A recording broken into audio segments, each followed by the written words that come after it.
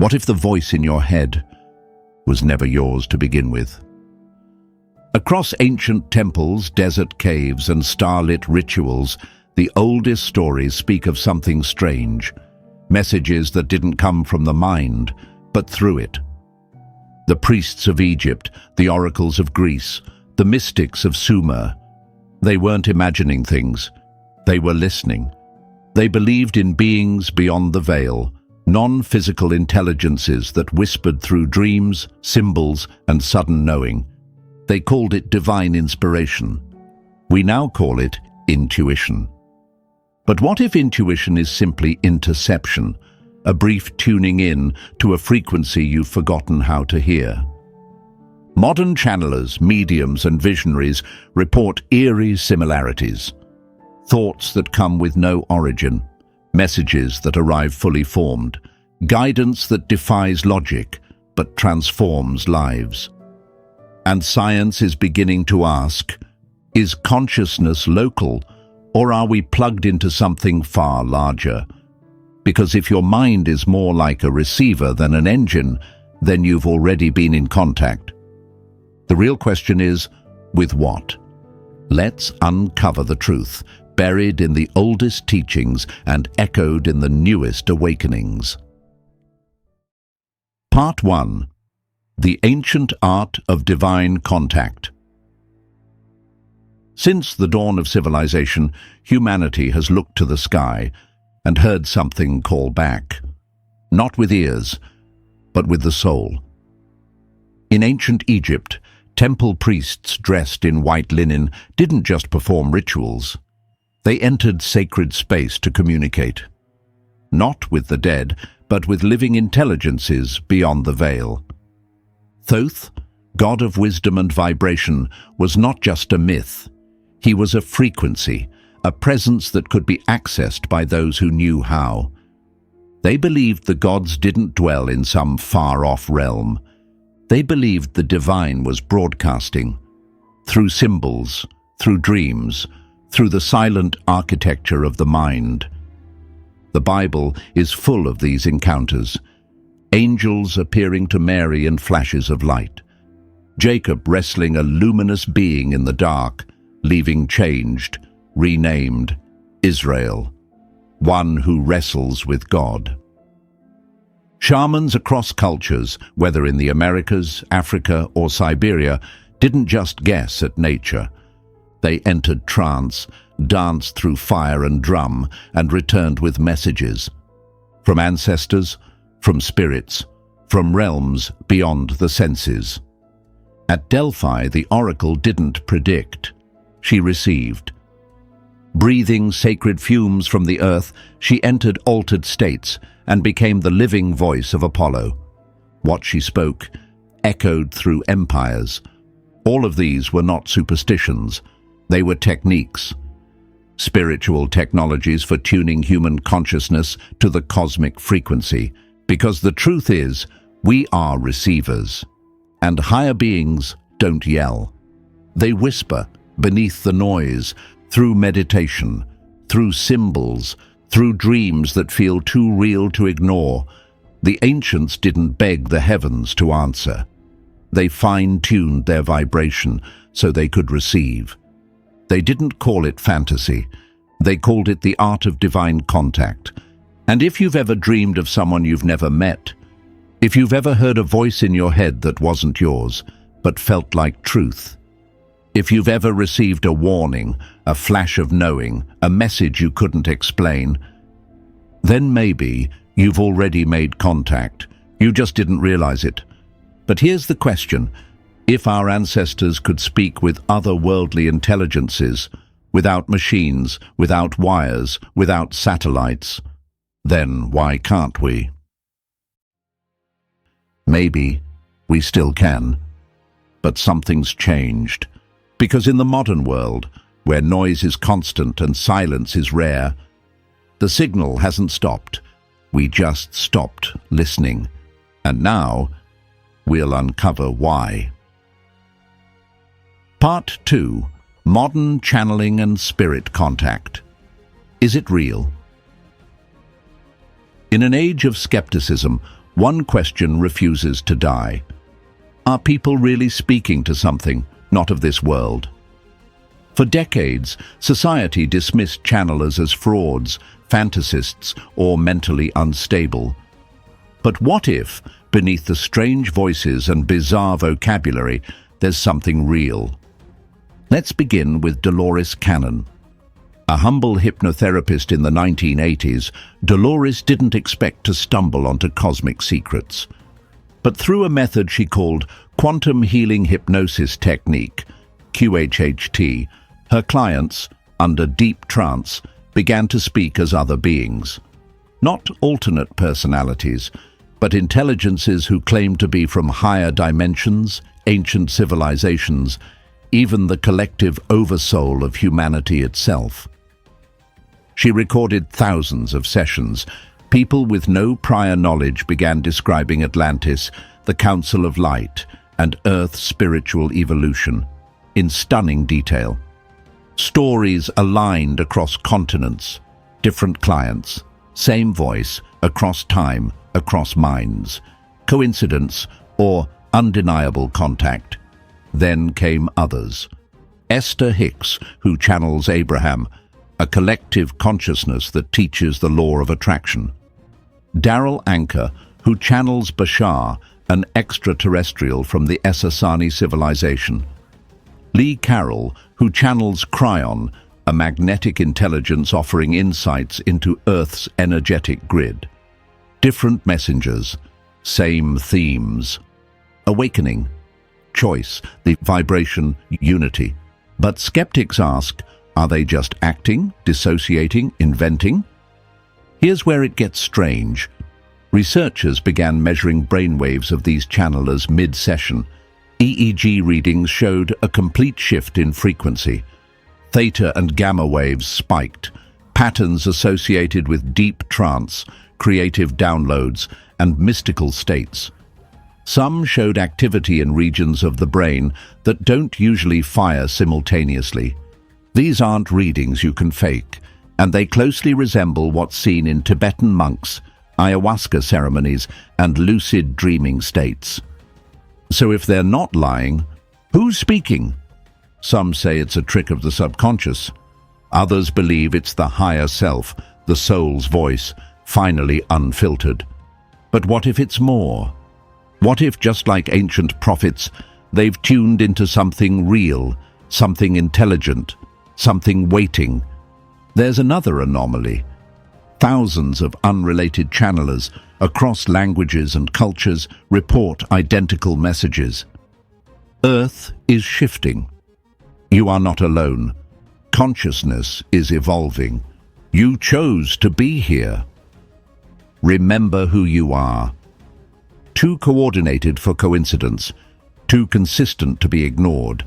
And here's the kicker. Many of these messages contain symbolic wisdom that matches ancient texts. Ideas from the Upanishads, Hermetic texts, and Gnostic cosmology, spoken by those who had never studied them. So we're left with a choice. Are these people deluded, or are they reactivating something ancient? Could it be that channeling is not fringe, it's a forgotten human faculty? One that allowed our ancestors to speak with angels, ancestors, and guides. And maybe, just maybe, those voices never stopped speaking. We just stopped listening. But here's the deeper mystery. If these voices are real, if these messages are true, then who or what is whispering from the other side? And in the next chapter, we'll explore the hierarchy of spirit intelligences, the map of beings that mystics, mediums, and masters have always tried to understand. Part 3. The mechanics of contact, frequency, trance, and alignment. Let's set aside the mysticism for a moment and ask the real question. How does contact actually happen? Not metaphorically, mechanically, because beneath the robes of ritual and the poetry of prophecy, there is a system, a spiritual technology, one rooted in resonance. You are not a machine of flesh. You are a transmitter of frequency. Every thought, every emotion, every belief broadcasts a signal. And like a radio receiver, your mind tunes in to frequencies it matches. This is not New Age fluff, it's physics. Frequency plus resonance equals connection. Think of tuning a radio. The station is always broadcasting, but you won't hear it until you dial in. That's how spirit contact works. The beings aren't out there in space. They're on another wavelength of consciousness. And your brain? It's the tuner. When we enter deep meditative or trance states, our brain drops from the busy beta state into theta, the twilight zone between sleep and wakefulness. Theta is where dream imagery forms, where memory unlocks, where time begins to melt. And in ancient traditions, this is where contact happens. Shamans use drumming to induce theta. Mystics use chanting, mantras, or breathwork. Others use light deprivation, fasting, or psychoacoustic frequencies. Why? Because when the brain is in theta, the veil gets thin, and suddenly reality becomes permeable. But it's not just brainwaves. Symbols matter. Sound matters. Ritual matters. In temples of old, contact was not left to chance. Sacred geometry, intoned names, astrological timing, all were carefully aligned to open gateways of perception. Light filtered through narrow windows. Incense chosen for its vibrational effect. Even colors and materials used to manipulate subtle energy. These weren't superstitions. They were activation protocols. And here's something even more fascinating. Modern channelers and mystics often report receiving guidance through imagery, dreams, and sudden intuition. Moments that defy logic but resonate with truth. It's not always a voice. Sometimes it's a knowing. Because not all contact is verbal. Sometimes it's vibrational. Now, let's talk law of attraction. Many spiritual guides, channeled or otherwise, emphasize a core teaching. You attract the beings and messages that match your current state, not what you want, not what you pretend to be, but what you are. So if you radiate fear, desperation, or power-seeking, you attract tricksters or ego-based signals. But when you ground in love, presence, curiosity, you align with higher intelligences, those committed to evolution, not manipulation. That's why rituals focus so much on intention. It's the code, the passkey. You don't summon higher beings like a command. You become a space where they want to land, because these entities don't travel through space. They travel through state. They're not from a place. They're from a phase of time, of thought, of soul. From a different phase of consciousness, a place beyond time, form, and ego. And when your signal gets clear, they find you. So if connection is real, and the process is this precise, why has it been hidden? Why are we told these guides are imaginary or dangerous? What are they trying to keep us from remembering? In the next chapter, we'll uncover the suppression of divine contact, how entire systems were built to sever our line to the higher realms. And the deeper question, what happens when we take it back? Part 4, Suppressed Truths and the War on Inner Connection. If contact with higher beings is real, why has it been feared, forbidden, and erased? The answer is power. Because throughout history, those who claimed to hear a voice not sanctioned by the system were called heretics, witches, madmen, blasphemers. But why? Why would something as ancient and natural as spiritual contact be turned into a crime? Because the moment you realize you can receive guidance directly, you no longer need a middleman. And that is the real threat. In the ancient world, divine contact was sacred. The oracles of Delphi were honored. Prophetesses of Isis, priestesses of Artemis, even early Christian mystics were respected, even feared. But something shifted. As religious institutions rose, so did the need for control, and to control belief, they had to monopolize divine access. Suddenly, prophecy was dangerous, vision was madness, and channeling became possession. In the medieval church, any form of spiritual communion outside the priesthood was declared demonic. Books were burned. Women, especially those who spoke with divine presence, were silenced, tortured, or erased from history.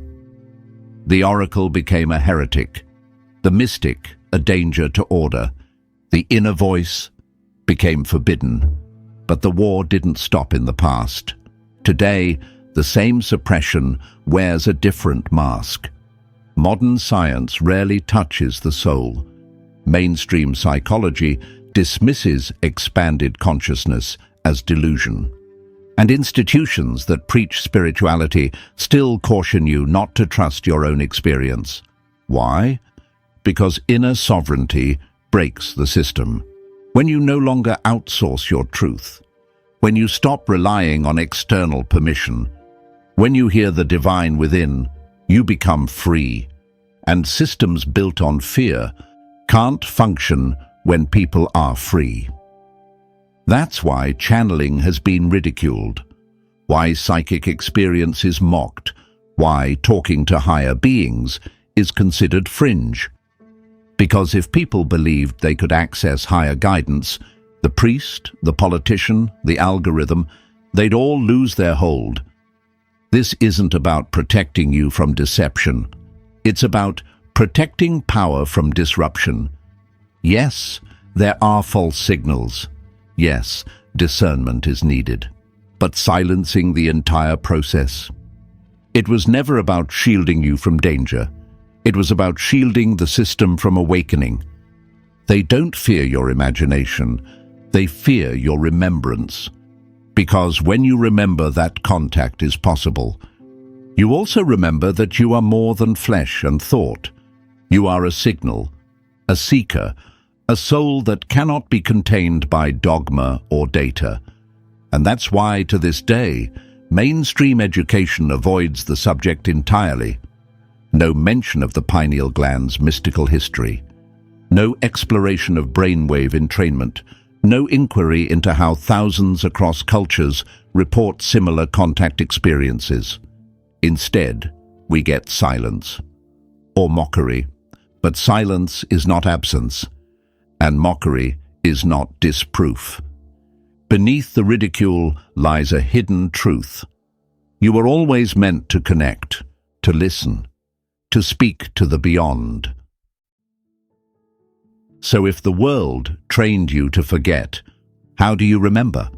How do you reopen the channel, clear the static, and finally receive what was always waiting for you? Because the truth is, the voice never left. You did. In the next chapter, we awaken the practical path of reconnection and show you how to align your signal to hear what your soul was born to receive. Part 5. Reconnecting with higher beings, a forgotten birthright. What if divine communication was never meant to be rare? What if it was your original setting, not a miracle, but an ancient memory etched into your soul? Because the truth is, you've never been disconnected. You've only been jammed. Your signal drowned beneath noise, fear, and forgetfulness. But the line is still open. And your intuition is the first whisper. It is not a guess, not a hunch. It is the soul's way of remembering what the mind has forgotten.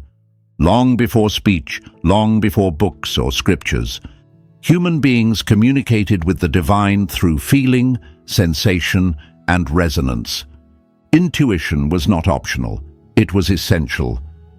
It told the shaman when the storm would come, the mother when her child was in danger, the mystic when a presence had arrived. And it's still here. You've felt it. In the chill before an insight, the inner yes that had no logic, the dream that felt more real than waking. That is contact. But to receive it fully, you must clear the static, and the ancient ones knew how. They meditated, not just to relax, but to still the mind until it matched the frequency of higher realms. Because contact is not about asking, it's about tuning. Higher beings don't use words like we do. They speak in symbols, in energy, in knowing. That's why tools like tarot, runes, or even synchronicities are not random. They're interfaces. They help translate vibration into meaning.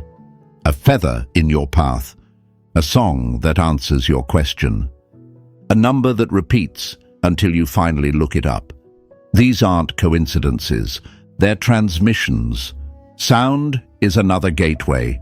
Sacred mantras, chants, or binaural tones can open portals within the brain, especially the pineal gland, long believed to be the seat of the soul. Frequencies like 963 Hz, for instance, are used to stimulate this spiritual antenna, because you are not just a body, you are a receiver, and the clearer your signal, the clearer the contact. But here's the biggest misunderstanding. You don't summon higher beings with commands. You invite them by becoming the resonance they respond to. They arrive not when called, but when the resonance is right, like attracts like. Your thoughts are invitations. Your emotions are tuning forks. Your presence is the beacon. So ask yourself, what are you broadcasting? Are you grounded in fear or open in faith? Are you demanding or surrendering? Are you waiting or remembering? Because those beings you seek, they've been waiting, not to take over your path, but to walk beside it. And when you're ready, you'll know, you'll feel it. A subtle pull, a thought not your own, yet truer than anything you've ever known. Dreams will deepen, time will ripple, signs will intensify, and silence will speak. This is not fantasy. It is your birthright, one that was buried, shamed, and denied, but never lost. The truth is, you were never meant to find the voice out there. You were meant to remember.